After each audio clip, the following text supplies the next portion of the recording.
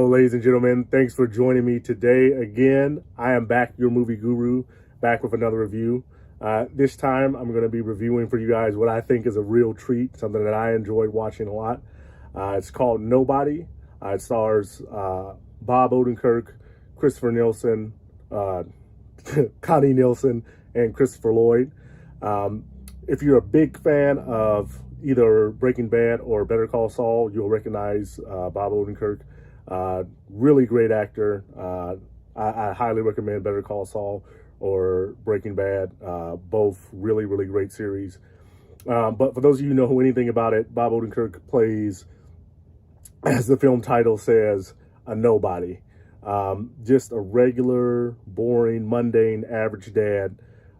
He has a wife and kids, and he has a very normal existence.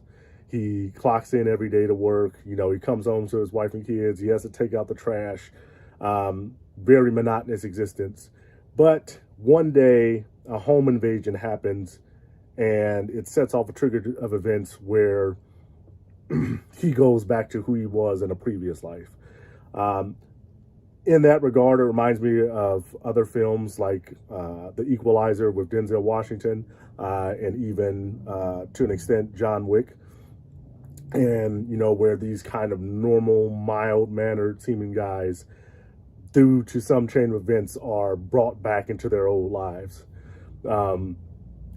What is great about this film, I'd say, it has a few very surprising elements, and I'm going to get to those in a moment. But give you my score right up front. So I give it a 7.5 out of 10. I really enjoyed it. I thought it was really entertaining. It's got an 82% positive rating from the critics on Rotten Tomatoes, and then a 95% from the audience. So this is one I actually went in theaters to see. I have not been at the theater for a long time, and I am very happy that this was a film that, you know, ushered me back into the glory of seeing a film in theaters on the big screen. And I think this film really was enhanced by being able to see it on that big screen. Some of the things that I thought that did really well, once again, I say Bob Odenkirk, he's a great actor. Like I said, Better Call Saul, he's been in some other movies as well. But in his roles, you can really see him as the character he plays. You know, so you won't, even as much as I've seen him in Better Call Saul, and as much as I recognize him as Saul Goodman, that character, I was able to separate that in this film based on how he plays it. And I think that's just a testament to how good of an actor he is. Another great thing I thought this film did was, like I said, it's similar to The Equalizer and John Wick. Lots and lots of action. And without giving away any spoilers, you know, one of the earlier fight scenes was really gritty. And if you're squeamish, you know, you might not like that. But what I really enjoyed about that was, you know, so many times you see in these fight scenes, you know, with the hero, the protagonist, you know, they're just this unstoppable, best at jujitsu and karate and boxing and any other judo, any discipline. You know, of course, they're the top of the top. They're the best of the best.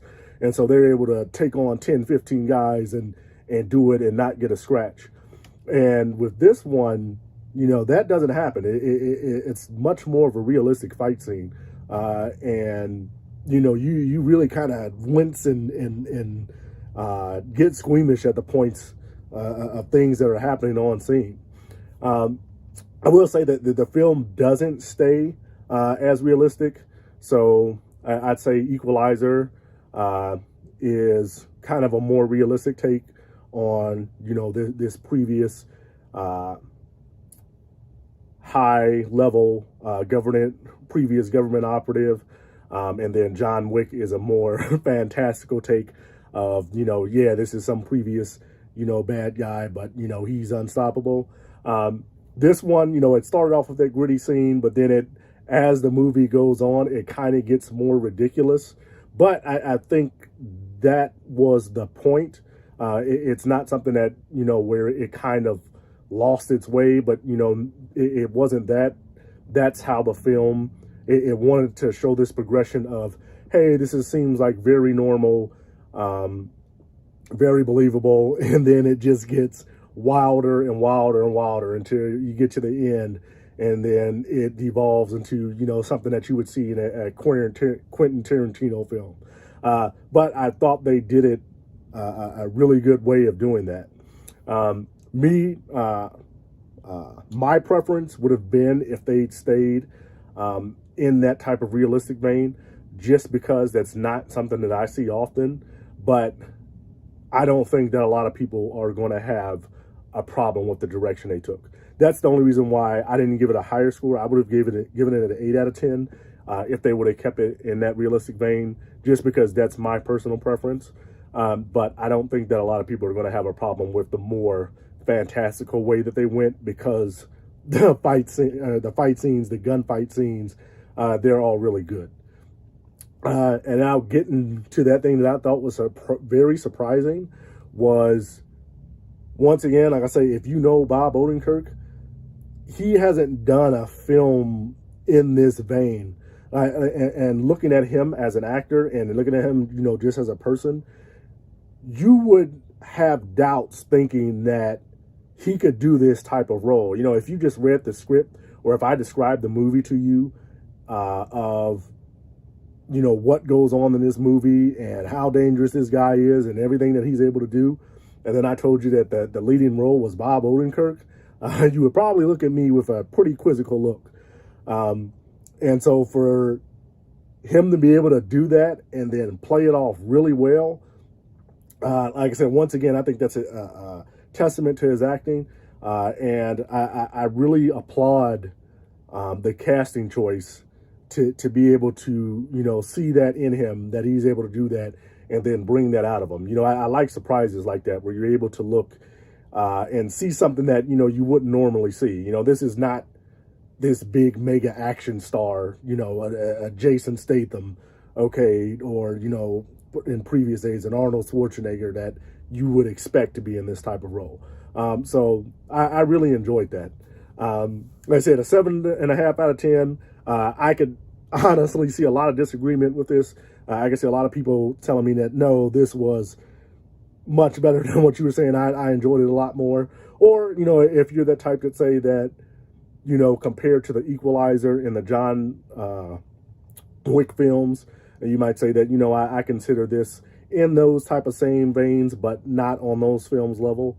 So, you might give it a little bit of a lower score. But if you're itching to get back into the theaters and see a film, I absolutely think, and you like action movies, I 100% think that you will walk away from this one happy, give you something to do on a weekend, give you something to get out of the house, go out and make a evening of it, or an afternoon of it. If you're a fan of action movies, I really think you'll like this one. To a very lesser extent, it also reminds me of a film that I reviewed a while ago, Killer Man, in so much as it kind of reminds me as an old school, just all out type of violent action movie. And like I say, that actor being able to do what he did was surprising and very refreshing to me. So, hey, that's what I got. Let me know what you guys think. You may 100% agree with me. You may 100% disagree with me. That's what we can discuss. Hit the like button, hit the subscribe button if you like what you see. Leave me a comment. I would absolutely like to discuss this one. Like I said, I think this is one of the more surprising things that I've seen as of late. So yeah, let me know. Thanks once again for you guys' support, and I will see you on the next one. Thank you.